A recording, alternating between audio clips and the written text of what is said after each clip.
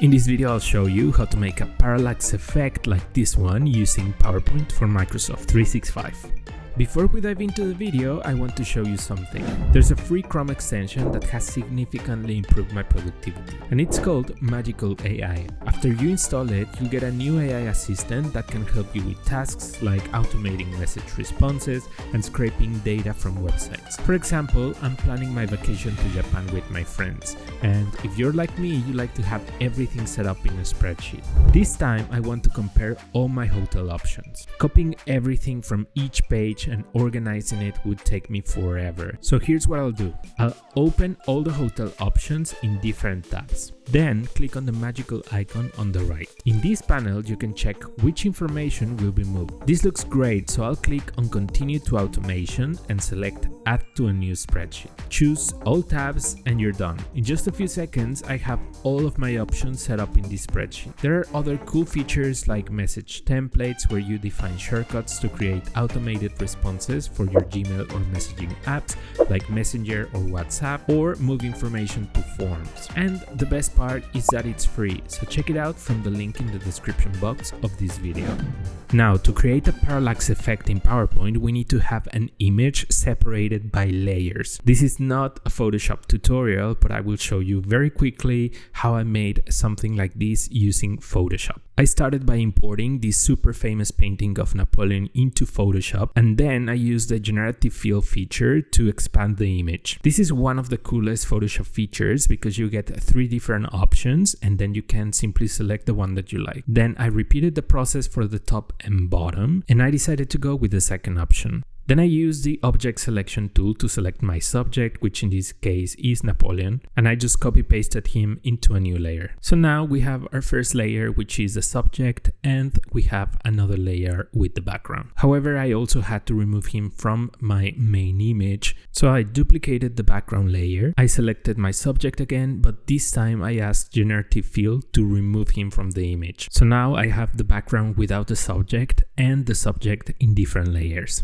I pretty much repeated the process for every single layer in the image, and of course I'm not gonna leave you alone with this tutorial, so I compiled all of the assets in a folder that you can download, and the link is in the description box of this video.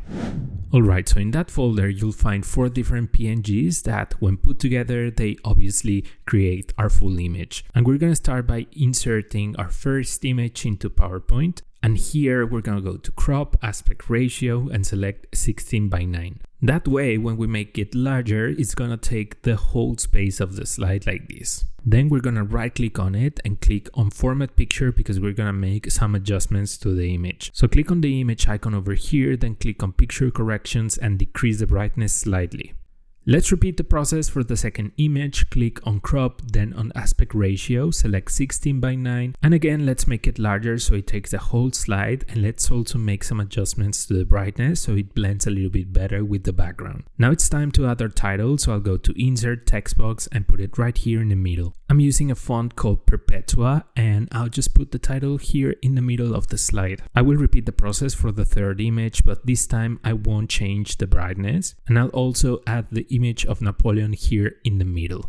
Okay, amazing. So now I'll just duplicate the slide with Ctrl D, and in this slide we're gonna take the image of the rocks outside of the slide. I'll enlarge the image of Napoleon slightly, and I'm just gonna move it here on the right outside of the slide. I'm gonna take the rocks from the background and I'm gonna move them down. And I'm also gonna select the text and put it right here in the middle. Let's select the sky from the background, go to picture format, click on crop, and let's move it a little bit down like this. Alright, this looks amazing. So now let's click on the second slide, then go to transitions and click on morph.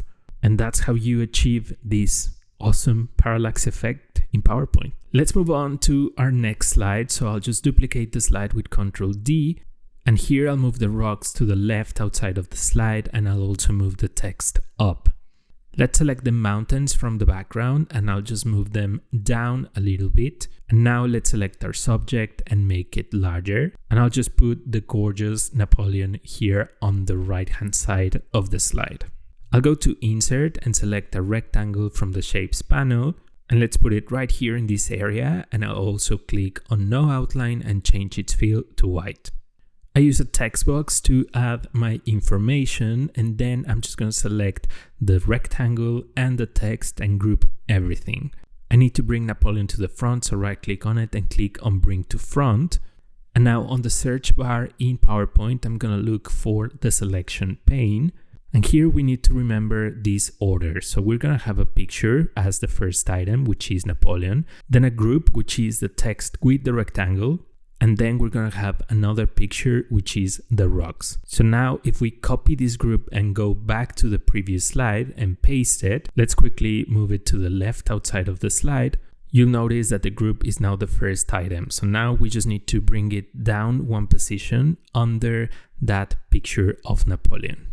So now we have the same order as the other slide. So now if you go to transitions and click on morph, you'll be able to see the transition to the next slide, which looks absolutely amazing. And for the rest of the slides, we're going to repeat pretty much the same process, which is moving some of the elements from the previous slide into a different position and then adding our content to this new slide. Just remember that whatever you add to the new slide, you're going to have to copy and paste it into the previous slide outside of the slide and into the following slide outside of the slide as well. Now, if you don't want to do any of this work and you want to support my channel, you can download these exact same slides from my website. The link is in the description box of this video. Don't forget to follow me on Instagram and TikTok, and also to like this video. It helps my channel a lot. Make sure to subscribe, and why not watch these other two videos? I think they're amazing and I think you might like them. I'll see you soon.